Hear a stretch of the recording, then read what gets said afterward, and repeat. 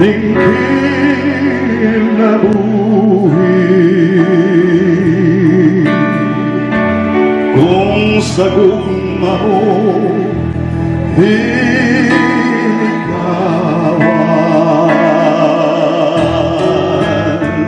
din ako nalilikan mo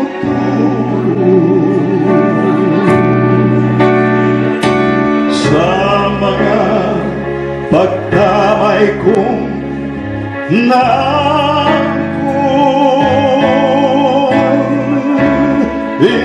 ako nga dilit mo kawanon ang bukong pasay sa gugma mo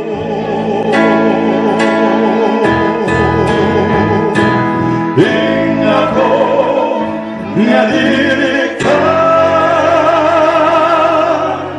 mo ko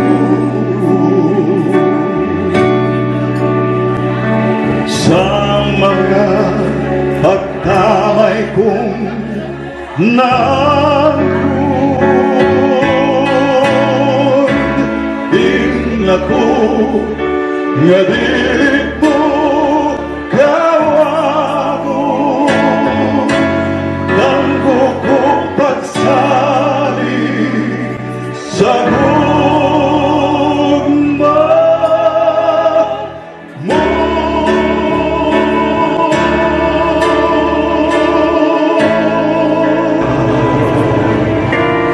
Di kalibutan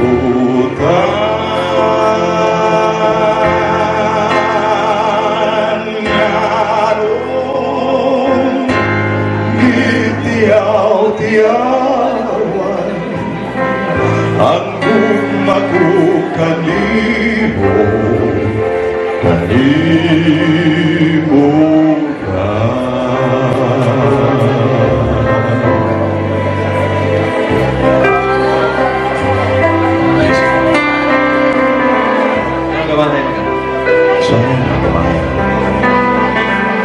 Sa mahay tadi ako korta. Mahay tadi. Dua puluh kita. Saya mahay kan. Oh. Kalau aku mahay, nah kita sesuatu. Why pag mahay kita guna? Waduh.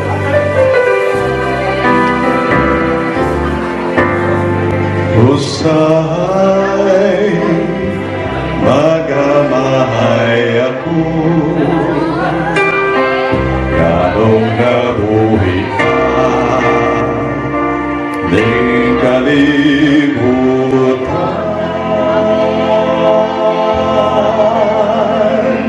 ngayon itilaw-tilaw ang gugma ko kanimo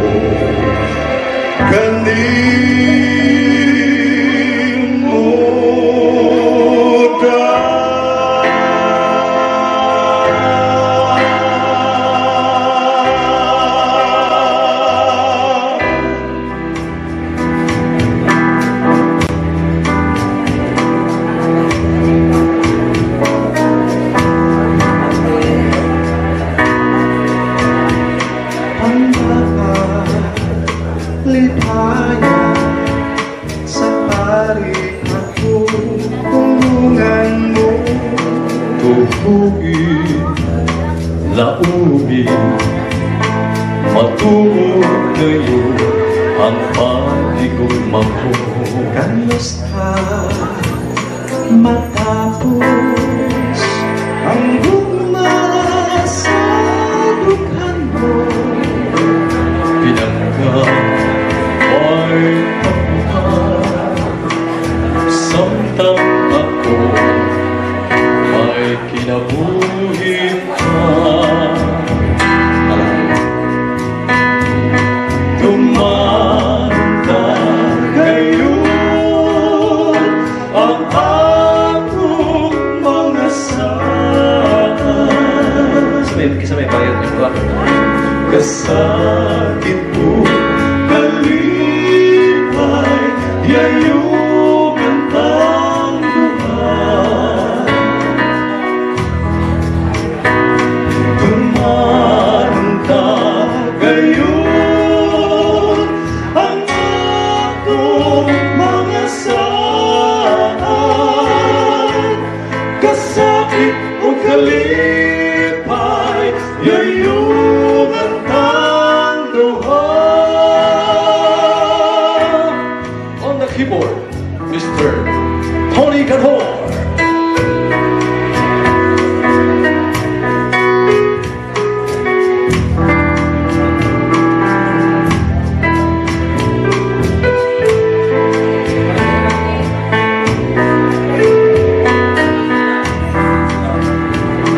Kamusta matapos ang gugma sa dukhan mo? Pinangga, may pagbukas, samtang ako may kinabuhi ka. Tumanunta gayon ang atong mga saan, kasakit o kalipay, yayong ang tanduhan.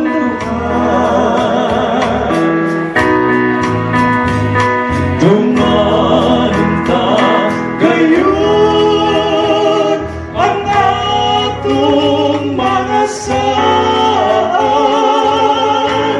kasakit o kalipay, yayong ang tanduhan.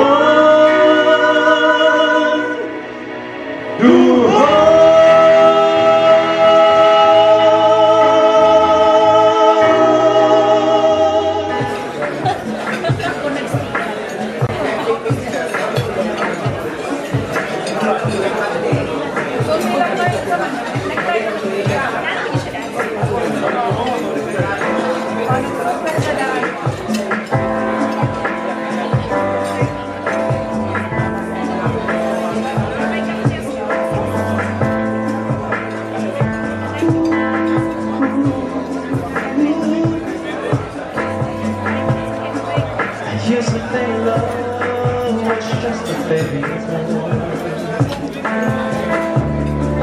until the first night. So nagsige pagpanihapon, just go on. And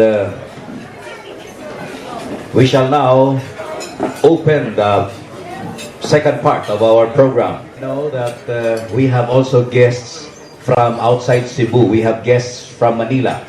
And so they should also be recognized. Ani agyod ang National President of the Philippine Publishers Association of the Philippines Incorporated. Please help me welcome our National President, Mr. Luis Ariola, to the growth and development of Cebu. Of course, this TOCA, the Outstanding Cebuanos Award, is actually the highlight of the 32nd anniversary celebration of Tingog sa Lungsod, which is handling, and this is the longest running radio talk show in this part of the country, and that deserves a round of applause. Friends, ladies and gentlemen, to give us the words of welcome is the Chief Anchorman of Tingog sa Lungsod program that we hear every day, every afternoon, 1 p.m. to 1:30 p.m. over Bantay Radio. And he is also the Executive Director of TOCA Program, Engineer Greg Sinini. Mayong gabi natong tanan. Nalipay kong giusab nila ni Sam Castanilla ang programa, giuna ang panihapon. Tungod kay, there's a saying, nga the nearest way to a man's heart is the ultimate day for a long year search for the 10 outstanding Cebuano Award. This TOCA has been conceptualized year 2000. And it has been running now on its 14th year. And most of us, and if not some of us, are all with us every year during the awarding. So when I would be welcoming you all, my message tonight is to invite you in advance for the celebration of the 33rd anniversary of Tingog sa Lugso program and the 15th awarding ceremony next year. Because next year will be the 15th awarding ceremony. So in behalf of the working committees of the 10 outstanding Cebuano Awards, and in behalf of the management and staff of Tingog sa Lungsod program, I would like to say, and I'm happy, as I've said, nga naunang panihapon, kay sayo na pag-ingon, we welcome you all to this program. Thank you very much. Kung doon ay may welcome for and in behalf of Toka and Papi Cebu, doon ay mo welcome naton tanan for and in behalf of the City of Cebu. Ang atong kugihan, maaptik, kanunay nga nagtukaw alang sa kalabuan sa dakbayan sa Sugbo. Friends, help me welcome His Honor, Mayor Mike Rama. Has been telling you that you have already been welcomed by him in advance. You cannot refute, and he has that trademark or patent as well, or much less copyright. Why? And he should be applauded. 32 years of hard work putting all this together, where there are many organizations only good in 1 year and nothing to celebrate in the second year. But Tingog sa Lungsod program, having reached 32 katuig, you should always have to think, mayroon ba kitang manaway, mamani atong abilidad mga Pilipino, ambot, nagkantagari na sud sa atong utok na panuway, pero atong yung tagaan og masipang pakpak si Greg Sinini. And I am always been in contact with Greg, and I have always been around without having to doubt of the integrity of this gathering, and I am always around helping. Greg, matingog man, makwarisma man, or anything that is in line of public service.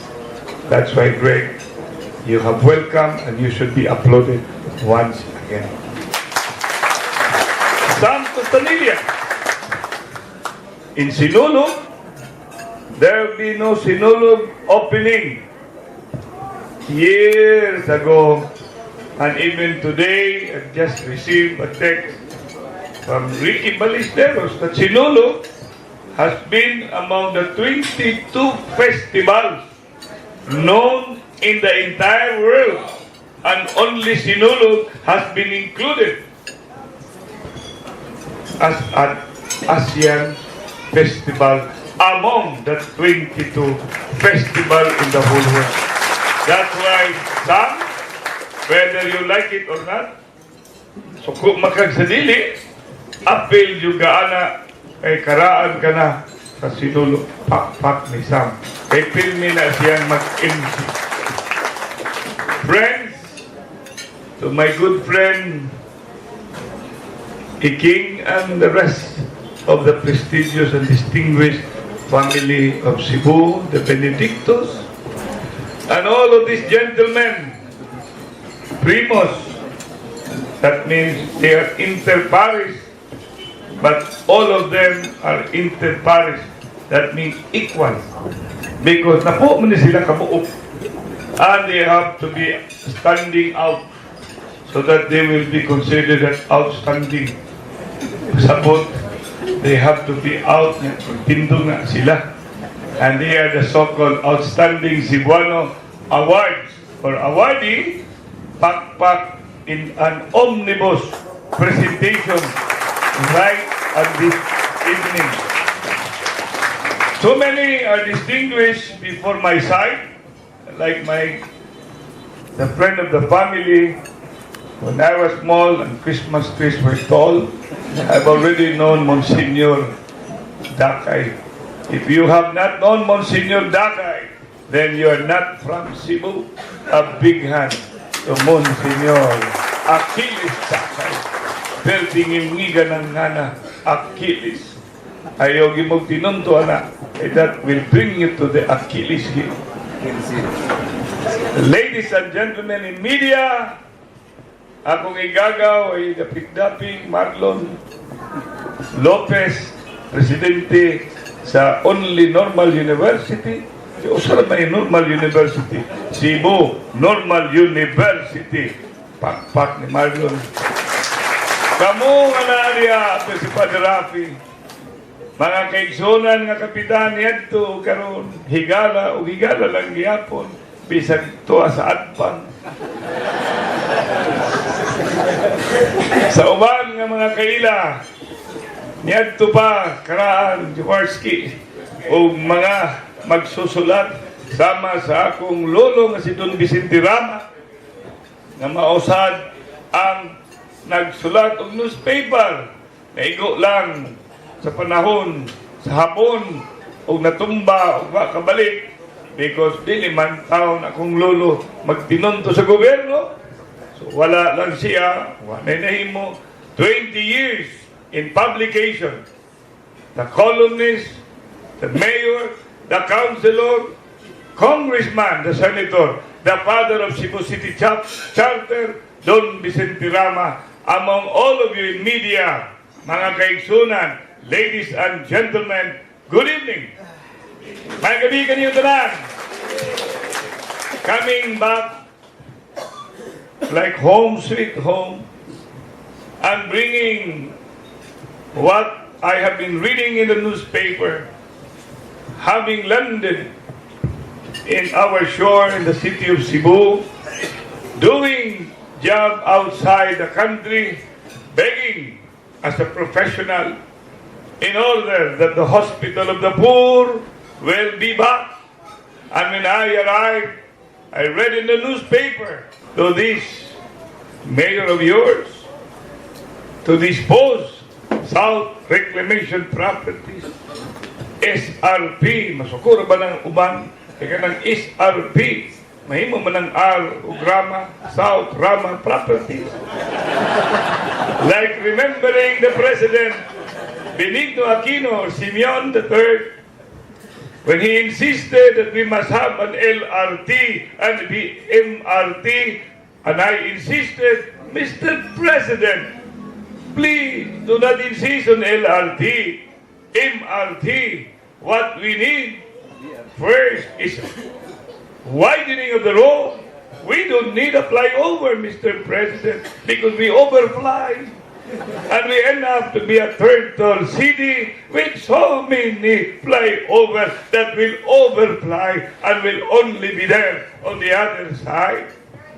But if you will insist, Mr. President, as I was telling you, I said, what yung problema na, Mr. President? Kaya ka ng MRT, may Rama Transport System yan po na. Kaya ka ng LRT, La Bella Rama Transport System. And then going to the BRT, samot na, Bus Rama Transport System. Ladies and gentlemen, I was so happy when I have read, and the next day, that there was such an approval of the disposition and the sale or the management of South Road properties, giving unto me. But that's not me, that's you. That's the reason why when such a resolution came about and I was interviewed, Mr. Baquero, and I said, when the question was posed to me, Mr. Rama, how do you receive this victory? What do you mean victory? I don't receive it personally. This is the victory of the Cebuano, ladies and gentlemen. Because we own SRP. It's not only one person dictating to make SRP operate. Am I correct? So it is therefore the people's victory. So as I welcome all of you with a smiling face, with steadfast in my head, resolve in my heart, I will never fail you. Your mayor is one among you. Fighter for freedom, fighter for what is fairness and reasonableness, fighter what is good for our country forever and ever. Amen. So my dear friends, and after I welcome all of you to this wonderful gathering of distinguished personalities, including my barangay captain John Nava, I am so proud to look at them. Many are called, only few are chosen. They are the chosen few, the cream of the crop. Don't ever feel jealous. For if you are jealous, and you keep on being jealous, you'll never be considered outstanding. You will be always and never a jealous person. Work hard. Expect the worst. Hope for the best. And let God take care of the rest. And if a word will not come in your lifetime, do not curse the awarding board. Because there is their life after death. And there, the beautiful award is when you enter, that you look for the door, and there is no door, because it has been open widely, awaiting for your arrival, because you, perhaps, may be the truly to be awarded. But this group now, if they continue to be distinguished in the field of their own choosing, and they will continue not to stop, we need more of them. And that is the challenge of the day. All of you, try, even little things, to be a hero. Try, even little things, to be preparing to be a nationalist or a patriot. Because one day, as I would repeat, not all of us will be chosen as outstanding, but if we continue to be doing so, there is one person who can see all of us, and that is the time awaiting, and the ending will be beautiful, because that is the most important award. With them, we'll see each other in heaven. But nobody wants to die. You want to die today? Of course not. But tonight, please release me and let me go. After I welcome all of you, because I will go to Phineas Alboro at the Rolling Hills, because he died a few days ago. And who is Phineas Alboro? You will never miss him. So huge, so tall, but whose heart is so pure in helping what is good for our country in the field of tourism. And when he was a student of the university where I also graduated in high school, the University of Smart People, University of Southern Philippines, and that's where I made my graduation in high school, like I think Iking as well, or whoever are from USP. And I am very proud to be a graduate of that university, because I worked in the morning and I studied in the afternoon up to evening. And that brought me to value hard work. So ladies and gentlemen, let's pray for Phineas Alboro's internal repose, and I'm pretty sure he will never be forgotten, because he had done his share in making this country Cebu City what it is today. So finally, because I will have another series of appointment after this welcoming, please, when I leave, don't attack me. As I keep on telling them, Monsignor, your mayor will never begrudge if you attack me. For there is God who will judge you, whether you are attacking me fairly or reasonably. And I am not minding any attack. Continue to attack me. Because when I was a councilor, I was attacked. I became the vice mayor. When I was the vice mayor, I was also attacked. I became the mayor. When I was the mayor, I was continually persecuted. I became a re-elected mayor. Whether you like it or not, attack me. So that in 2016, I will get re-elected with you around supporting, and I will not fail you with our administration. It's an administration of us, an administration of we.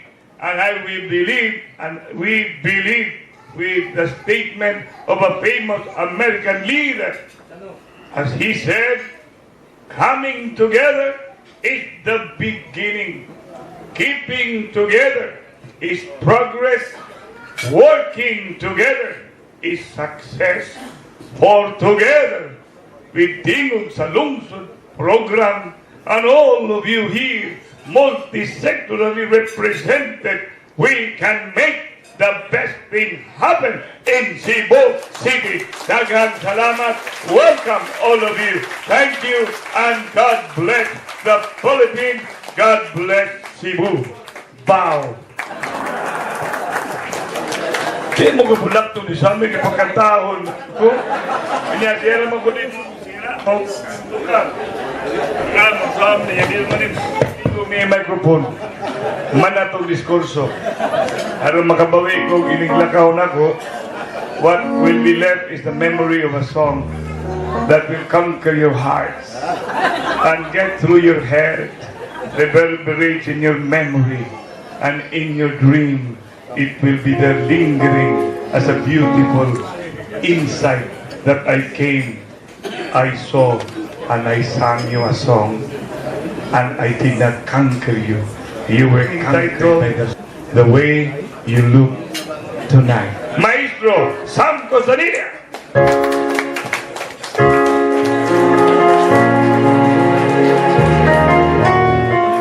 Huling mayor pa, welcome pa ninyo.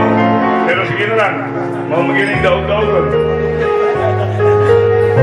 Ladies and gentlemen, this is the way I do things.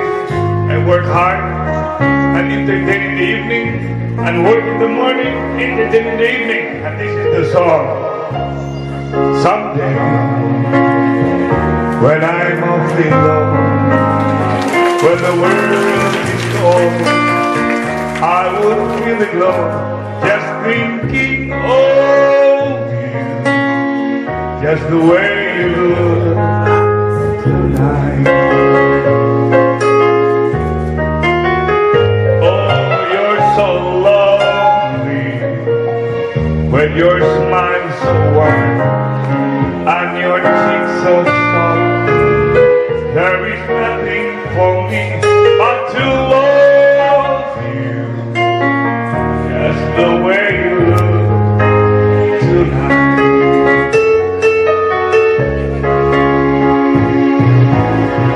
With each word, your tenderness through, tearing my feet apart, and that love wrinkles your nose, touches my foolish heart. Love me, never ever change. Give that breathless time. Won't you please erase it? 'Cause I love you.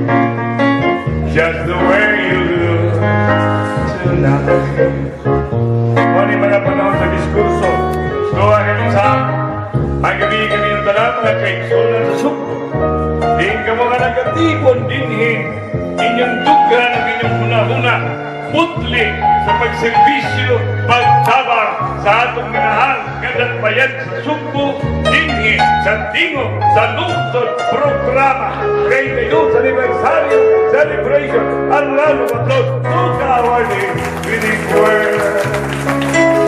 Your tenderness grows, cheering my feet upon that love. Wrinkles your nose, touches my holy heart. Love me ever change. Keep that friendly start. Won't you please erase it? Cause we love you, Timog sa lungsod program. Very good, congratulations. The way you look tonight. Bye-bye, thank you. God bless. Salamat, Mayor Mike Rama! Salamat kay Mayor Mike for that wonderful message. Plus pakapin pag yun ngawit. Impromptu, why practice? Thank you. Let me also acknowledge the protocol officer and the supervisor of the Public Information Office of the Cebu City Hall. My very good friend, Sir Jojo Labelia. Setora dito, nagpahipik. Okay. And so, part of the mayor's speech, doon na so yung linyag ingon nga, there is life after death. Mutuo mo niya na? Is there life after death? Mutuo mo? Mutuo mo. Mutuo sad mo nga, there is sex after death? Yes, there is sex after death, but you cannot feel anything. Matod pa ni Sir Andy Manatan. O say, tawag na to ng group of fish, pundok sa mga isda. Group of fish, you call that? Yes, school of fish. How about group of wolves? Wolves. You call that? Pack of wolves. How about the group of dogs? Iro. Iro? You call that association. O yun mo? Okay. Now, by the way, let me just update you kay niyaman tayo mga media people because daghan mga media people nga niya karon dinhi, at least ma-updated mo of what's new. Current events in the US, they have I just read no sa internet, they have invented a brand new robot. Ang brand new robot has been programmed to apprehend criminals, snatchers, pickpockets, ug uban pa. So in the US, wa na kinahanglan na ang FBI dito. In the Philippines, wa na kinahanglan na ang NBI, police, military, tanod because this robot giprogram na ni nga maoy manakop sa mga criminals. And so they placed the robot sa tunga sa California. And imagine unsa ka-effective ang robot. In 5 minutes lang, ang robot nakadakop og 1,000 ka criminals. That fast, that efficient. From California, they transferred the robot to Tokyo, Japan. And place it there, sa Tokyo, Japan. And imagine, in 10 minutes, just minutos lang, the robot was able to apprehend 2,000 criminals. Grabe yun, kaaptit. From Tokyo, Japan, they transferred the robot to the Philippines. Dinhi sa Cebu. Dito ibutang sa tunga sa Colon. Sa Colon yun. And imagine, in 2 minutes, ang robot gikawat. So, mas uptake ang taga Cebu. So, mamnore ganin mo Colon, bantay-bantay lang. So, let's now proceed to the most awaited part of our presentation tonight. The presentation of the awardees. And we would like to request, the mayor has already left, but we would like to request the following to present the awards to the awardees this year. PAPI National President Louis Ariola, Mr. Juan Dayang, our another official of PAPI, Mr. Andy Manatad, the Vice President for the Visayas of Papi, Mr. Nelson Santos, and Mr. Nunez, and Engineer Greg Sinini. So let's start with the only lady this year.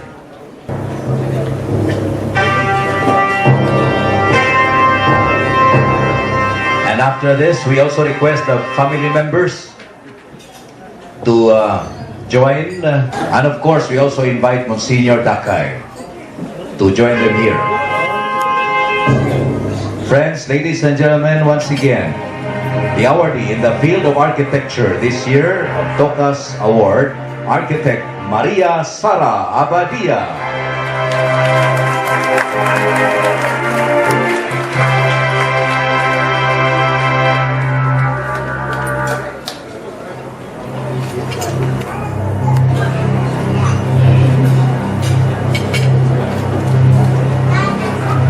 Thank you so much, and again, congratulations to Architect Abadia. Our second awardee this year in the field of management, but before that, we now introduce our second awardee. Will be joined by the rest of the family members. Consul King, Madam, and the rest of the Benedictos, please.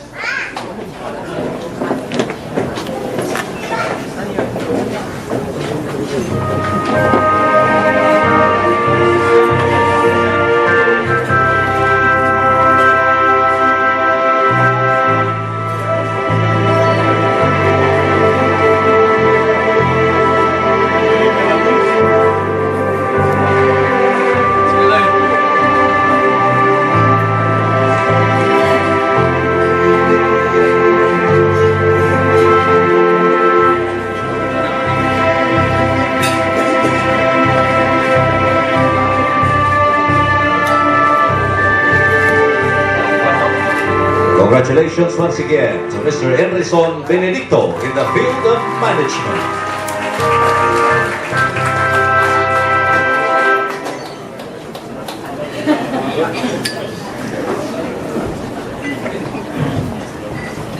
Thank you so much. We now proceed to the third awardee this year. Mr. Marata, Mr. Santos, and Engineer Sinining will present the award to Dr. Doc Pao, and we also request the members of the family, Nanay and the rest, to come here and join Doc Pao.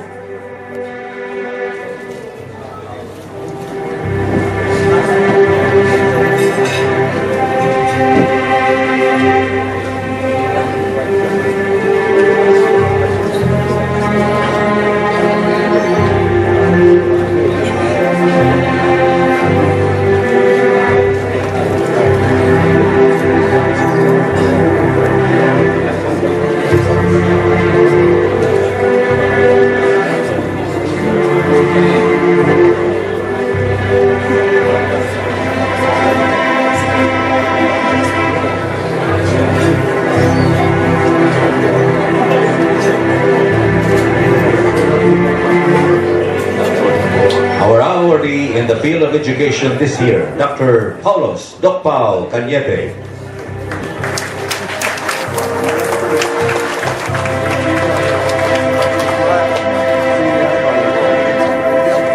Congratulations once again.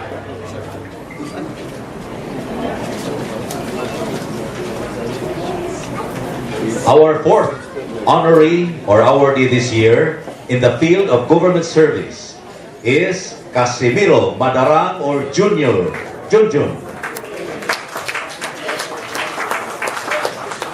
He was born on March. Again, Mr. Dayang, Mr. Aliola, Mr. Manata, Engineer Sinining, and Mr. Santos will present the award to our awardee in the field of government service, Casimiro Junjun Madarang III. And I would like to request the members of his family to join him here in front.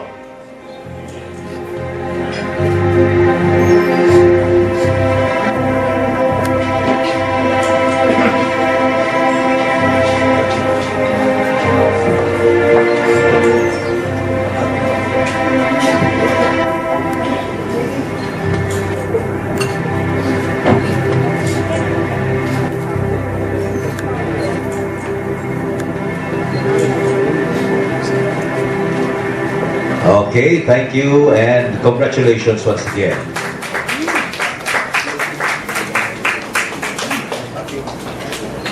Our fifth awardee this year in the field of science and technology is Dr. Alfeo Malinaw Sr. Dr. Alfeo Malinaw Sr. is from Nangka, Balamban, Cebu. His parents were both farmers and they died when he was still 12 years old. In 1988, he got married to Lilita Mernida Malinaw and they have 3 children. He was a consistent honor student and graduated in Nangka Elementary School as valedictorian.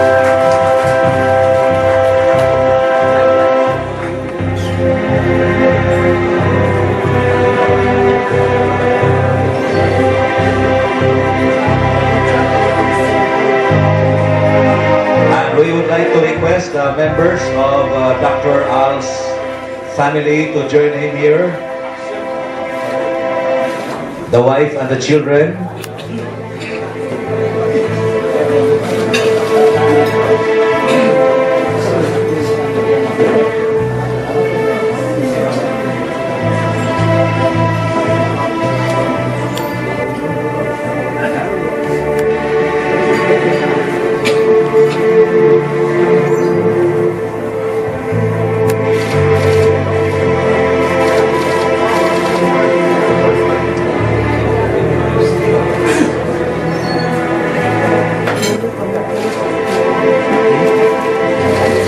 Congratulations once again to Dr. Alfeo Malinaw Sr. in the field of science and technology.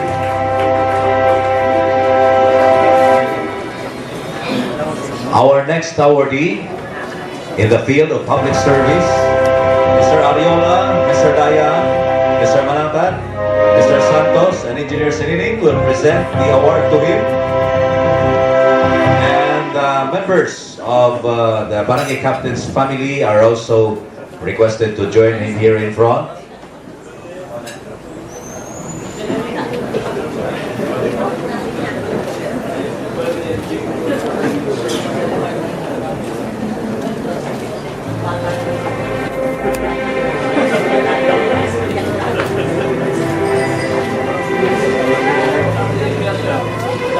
Dili niya mga anak, ha?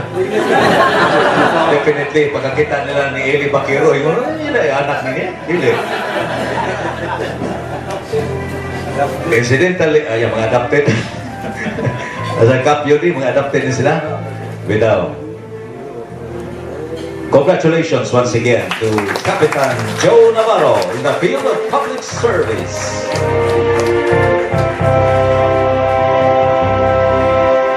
Our 7th honoree tonight is Engineer Ramon.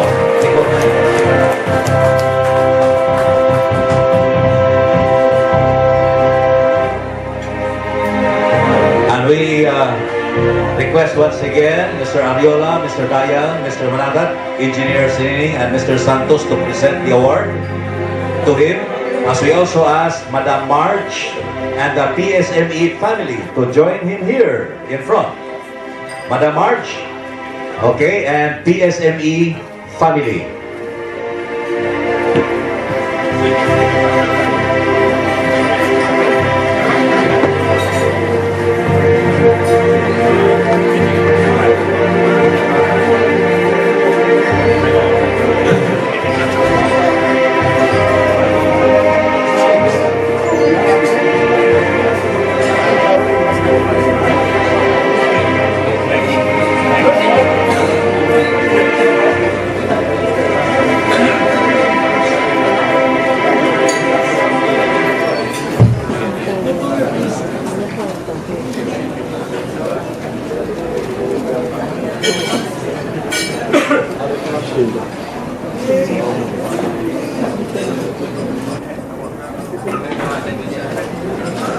Once again, our awardee in the field of engineering, Engineer Ramon Picornel.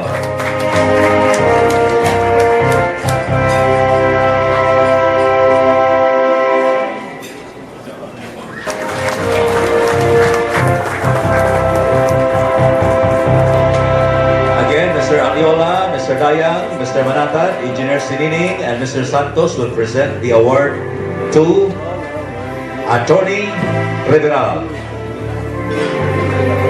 And we request also the members of his family to join him here on stage, here in front.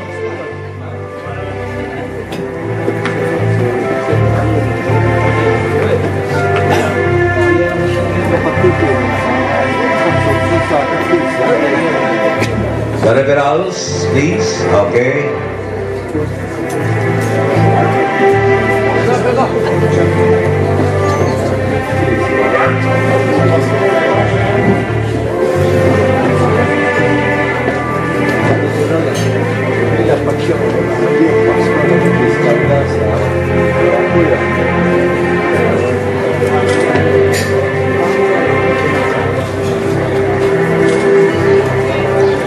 Congratulations once again to Attorney Tomas Rivera.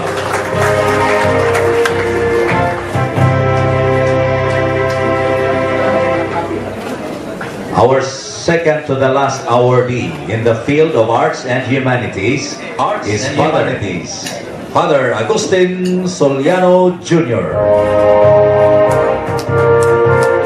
Again, we request Mr. Ariola, Mr. Dayan, Mr. Manatan, Mr. Santos, and Engineer Silining to present the award to Father Soliano. And the members of his family may now join him.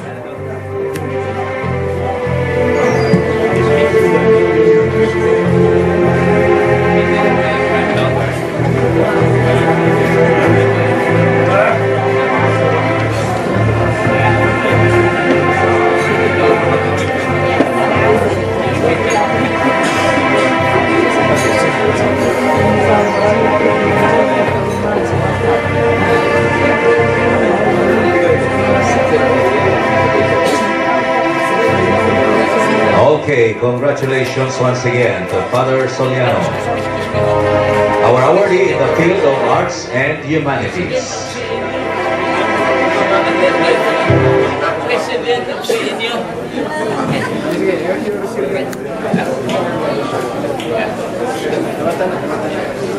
Okay, thank you so much. You know, because of the presence of Father Buutan, kaya di ba doon na ibang pari nga inigmisa mga saba, no? Di ba mga saba? Kamong mga brokyero na! Ngilad kaya na because nanimba ta aron magkagrasya niya kasama na Hinoon. That's why ang uban mamalig relihiyon. But these priests, si Father Soliano niya itong active pa sa iyang ministry, bukutan yung kayo, kinaham siya sa mga parishioners. Yes, kinaham siya. One time, nagmisa siya. Pero di man siya masuko. Ang iyang kasuko, ipagi lang kanta. So, nagmisa siya. Kinsa may manangihi sa luyo, kay nangalisbo ang angso. Huwag naningog, huwag yung naningog. So, yan gisigundahan. Ang dili mutukan gabaan. Namarok ang mga lalaki nga sakop sa choir. Namarok sila, yung na yung mga choir ay, dili na mag-usap kami. Sila dito nangihi. Pero at least, ang iyang pangasabak, ipaagi lang kanta. O na yung okay. Our of community and rights-based development processes that must be resilient and protective to environment. Our next awardee is a former teacher in his hometown in Balamban, but he was born in Lutopan, Don Andres Soriano, Toledo City. He spent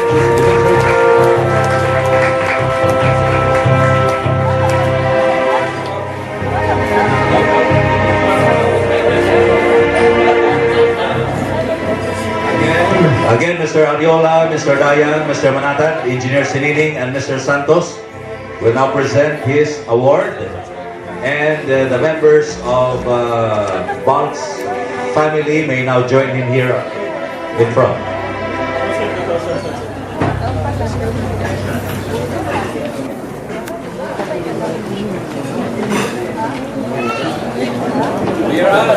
And And we also request Mayor Al Arquiliano of San Francisco, our Toka awardee last year. A big hand for him.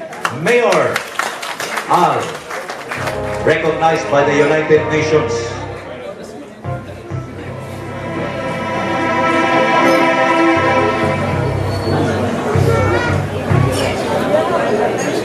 This is Earth. This is rain, of course.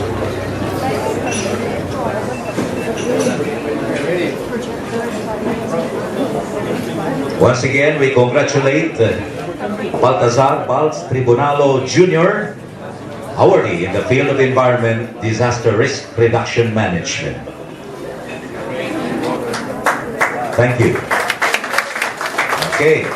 Now at this point, we would like to request all 10 awardees to please post in front, all 10 of you, and please bring your respective trophies for a souvenir picture, the 10 of you, and on each side, we'll post with them Mr. Dayang and Mr. Ariola, together with Engineer Sinining, Mr. Manatad, and Mr. Santos, together with the 10 awardees this year. Architect Maria Sara Abadia in the field of architecture, Mr. Emerson Benedicto in the field of management, Dr. Pao Marica Niete in the field of education, Mr. Casimiro Madarang III in the field of government service, Dr. Altio Malinaw Sr. in the field of science and technology, Barangay Captain Joe Navarro in the field of public service, Engineer Ramon Picornel in the field of engineering, Attorney Tomas Riveral in the field of law and poverty alleviation, Father Agustin Soliano Jr. in the field of arts and humanities, and Mr. Baltazar Tribunalo Jr. in the field of environment and disaster risk reduction management. They all deserve another round of applause.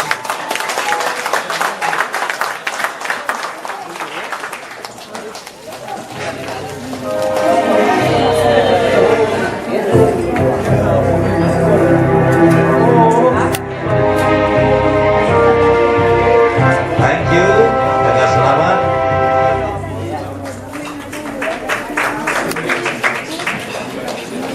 May mo na mamalik sa ilang likuranan ng atong mga awardees.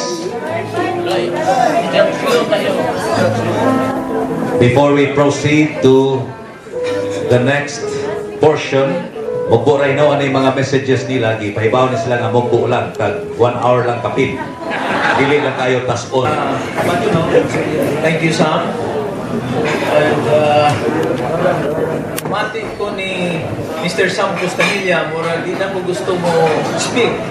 Kaya kung tanaw, mas nalingaw ang audience nga siya lang magsigig sulti. Kaya pertindaghan ang variation sa iyong mga isulti. But anyway,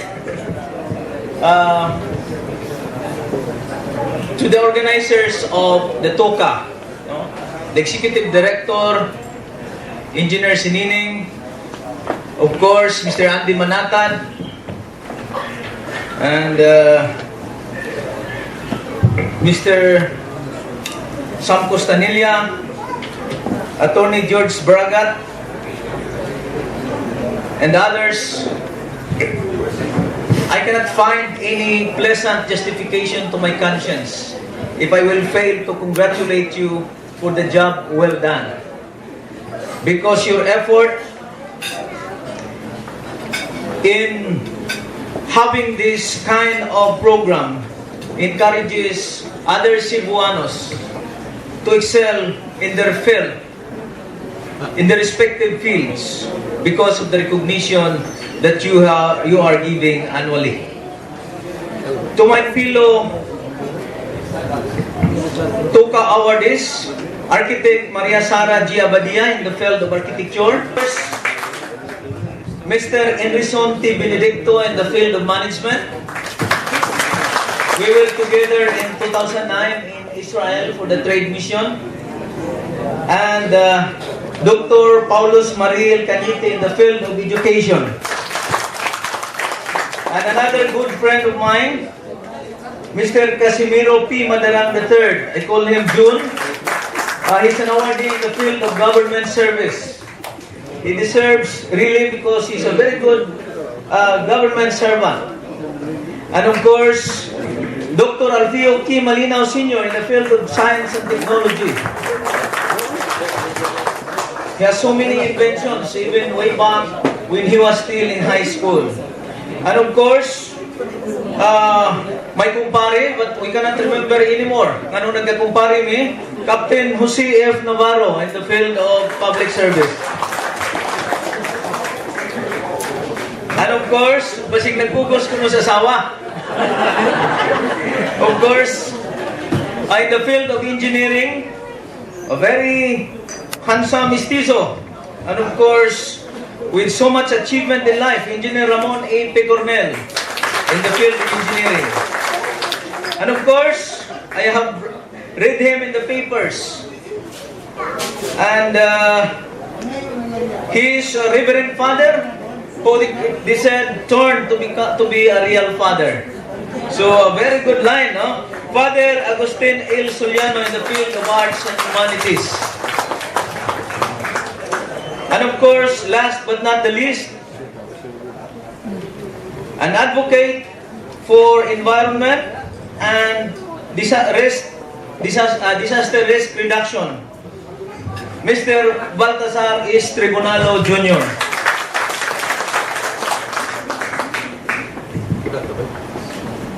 Distinguished guests, I will mention, of course, Consul Enrique Benedicto, because he's a household name in the city of Cebu. And of course, other distinguished guests, our respective families and friends of the TUCA awardees, and of course, the board of directors of the company where I work, the Oriental Port and Allied Services Corporation. They are all here in full force. And friends from the media, friends from the media who are also here. Tonight, as I stand before you, I feel truly honored and grateful. While my mind and heart are flooded with voluminous things to say, I would rather make use of my time by sharing with you how I was before and how the Lord God made me what I am today. My struggle in life can be summarized in the words of the former Prime Minister of Great Britain, Winston Churchill, when he said, "Long and hard, full of blood and tears, but no amount of surrender." Ladies and gentlemen, it is with rectitude and humility that I speak before you tonight.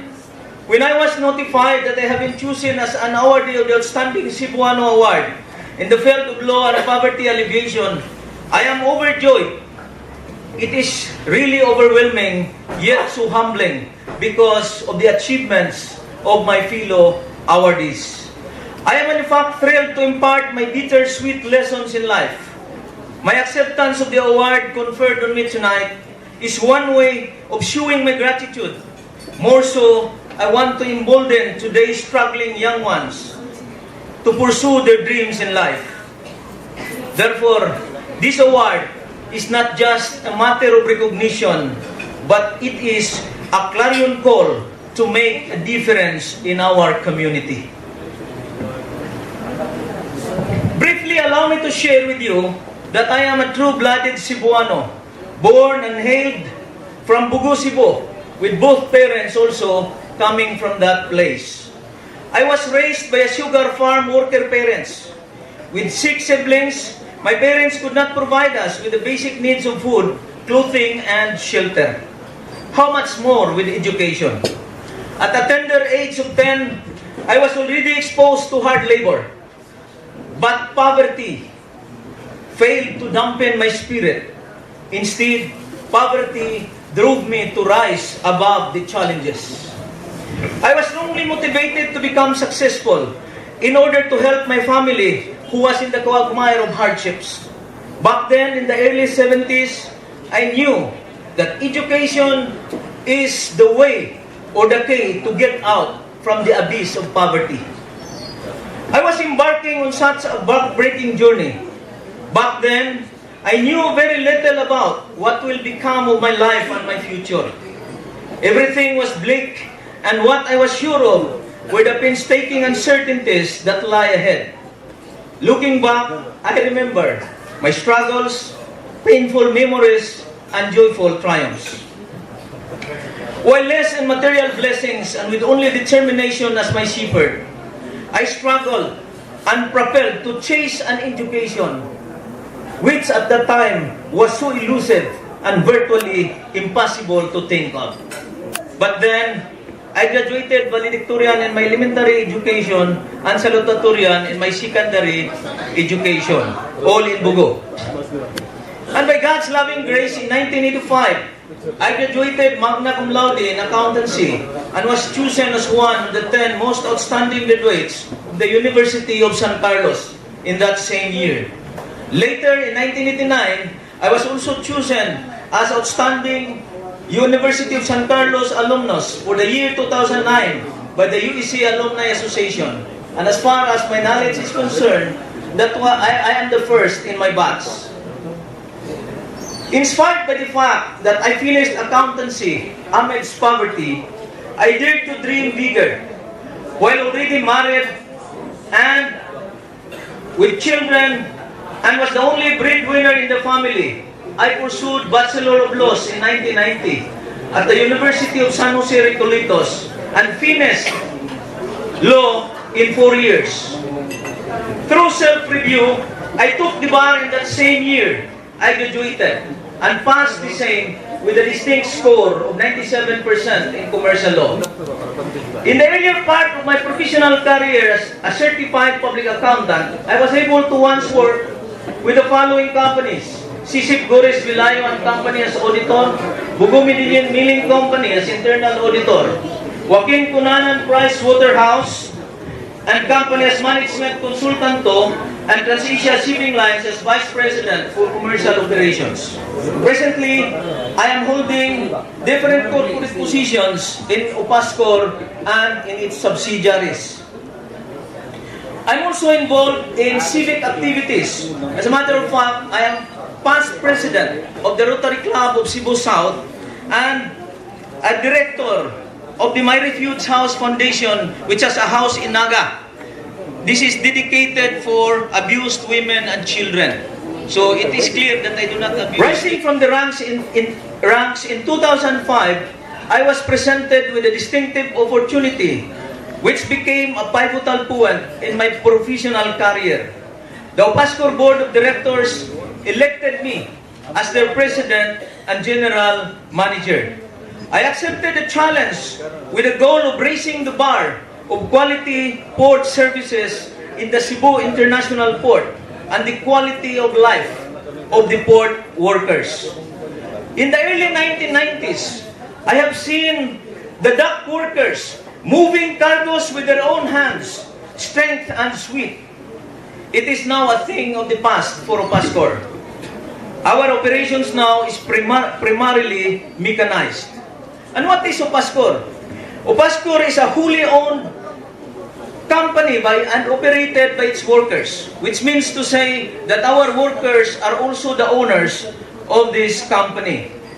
With more than 600 workers, including the workers of its subsidiaries, stewardship of Opascor is not a walk in the park. But because my heart is for poverty alleviation, I feel in love with this company. As the Danish proverbs say, the gem cannot be polished without friction, nor man can be perfected without trials. Having gone through a gauntlet of challenges, I have stood the test of times. Time and again, we fought to endure and face hurdles that continuously tests our resolve. For me to go even further and serve our purpose, we should remain grounded, innovative, and in tune with the vicissitudes of life, adapting to the ever-changing landscape of life has to offer. With the love of God, we shall face the future with hope. And to this end, allow me to quote the following. From Anatole France, a French poet and journalist, he said, "To accomplish great things, we must not only act, but also dream. Not only plan, but also believe. And in Jeremiah 29:11, in the Bible, in Jeremiah 29:11, God said, "For I know my plans for you, said the Lord, plans to prosper you and not to harm you, plans to give you hope and a future." My fellow awardees, organizers of TUCA, thank you for this momentous occasion, and I believe that with this encouragement, with this annual event, we will all be encouraged, and many will be encouraged to go beyond themselves to make a difference. Thank you and good evening.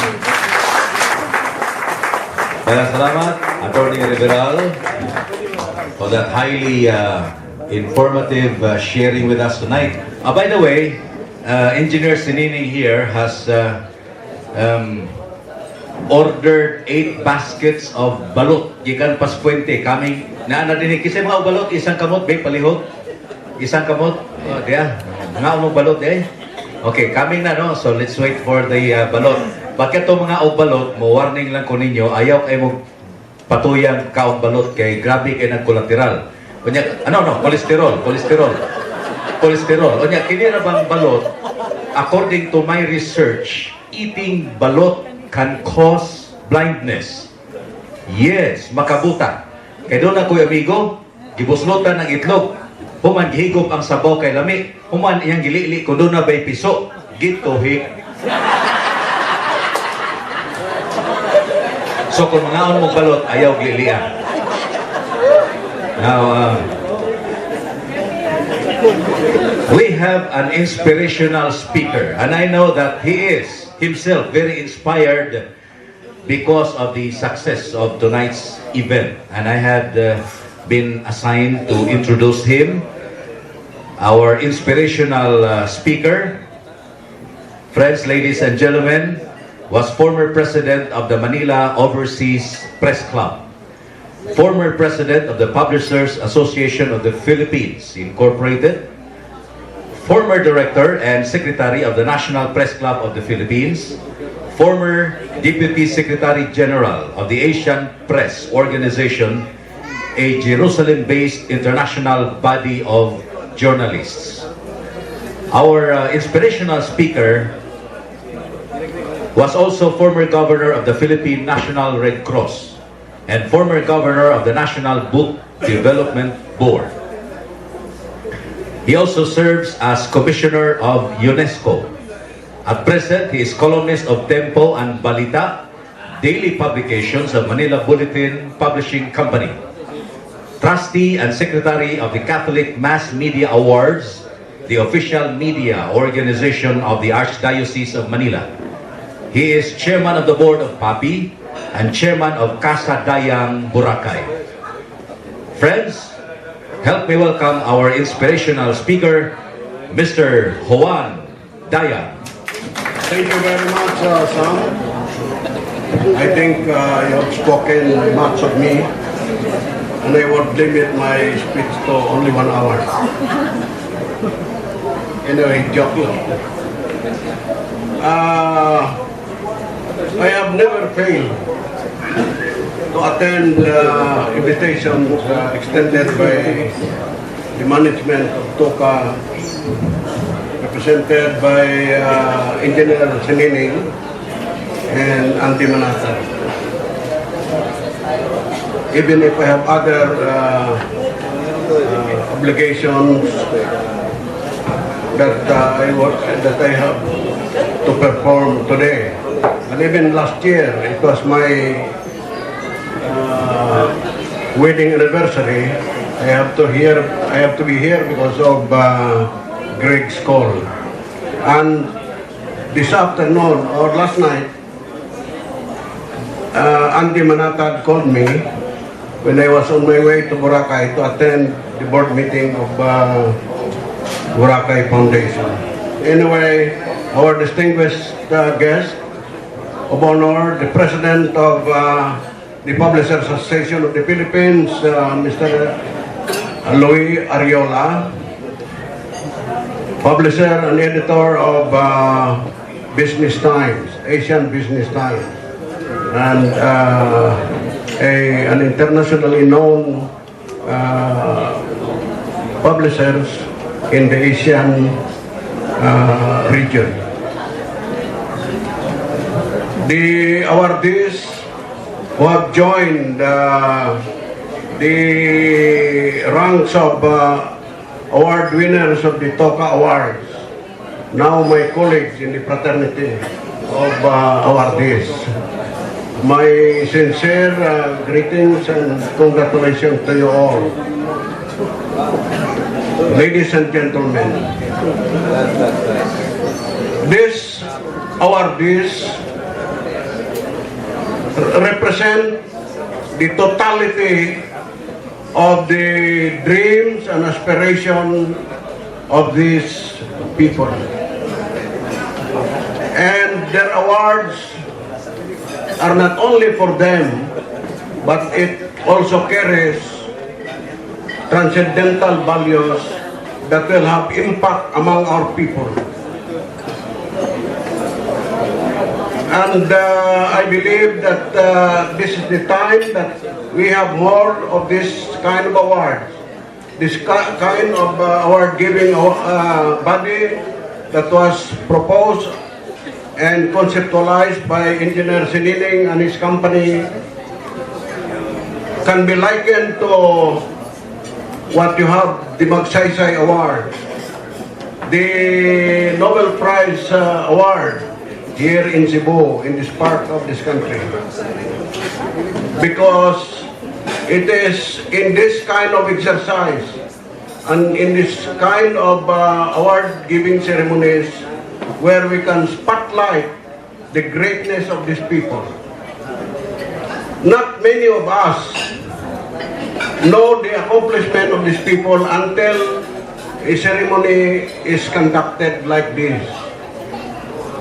And having been an awardee myself, I consider it one of my most important achievements in my life.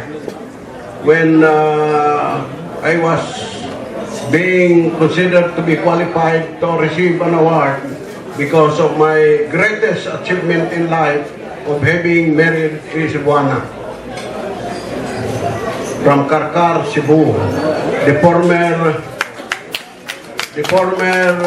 Ofelia Alpapara Enriquez, daughter of Dr. and Mrs. Miguel Enriquez from Karkar. And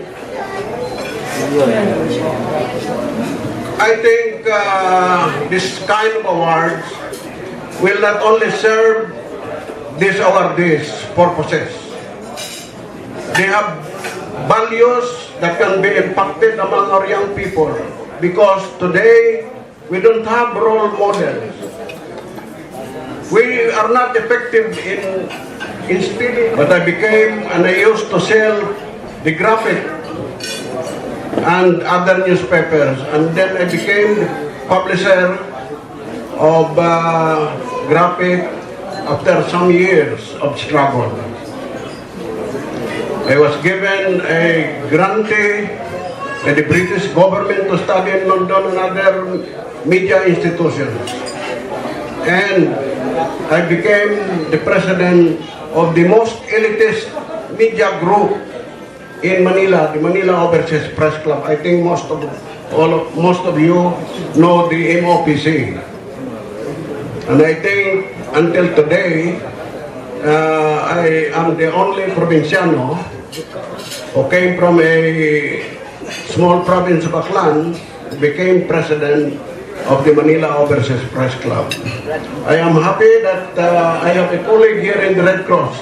I used to be governor, national governor of the Philippine National Red Cross for 12 years, consistently attending international conferences in Geneva for 12 years, since I was the head of the youth body of the Red Cross movement in the country.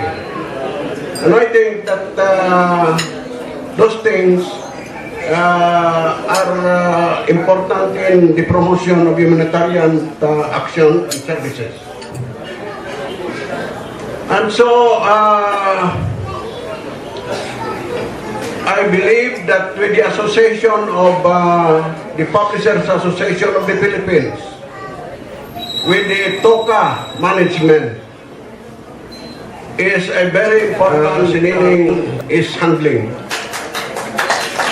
There is no program, media program. I have been in journalism for more than 50 years that has lasted for more than 32 years. You name one, and even the program of GMA is only about 30 years. Yours is 32. The longest serving program of the GMA is only 30 years. But Tingog sa Lungsod is 32 years. Congratulations, Greg. But more than that, I believe that you should continue to pursue. In fact, I was suggesting to Andy Manata.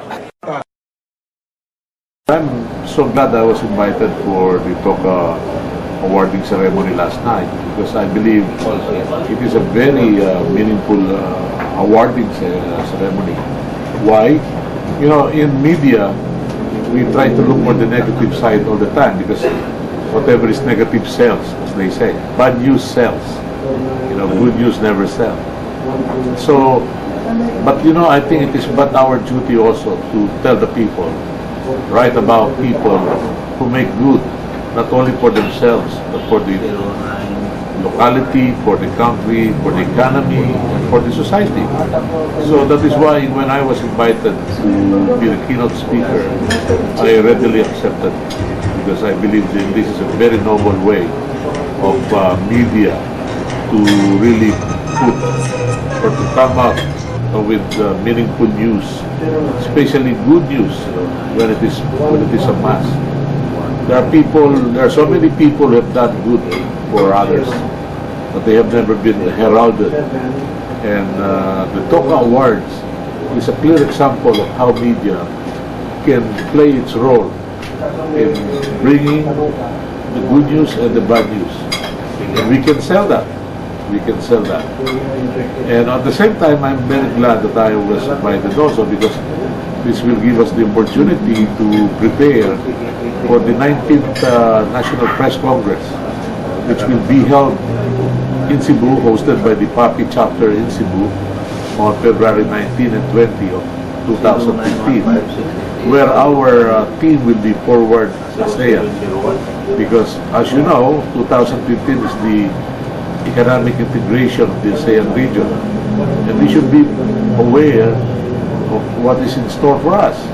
Instead of being afraid and worried, we might as well be ready.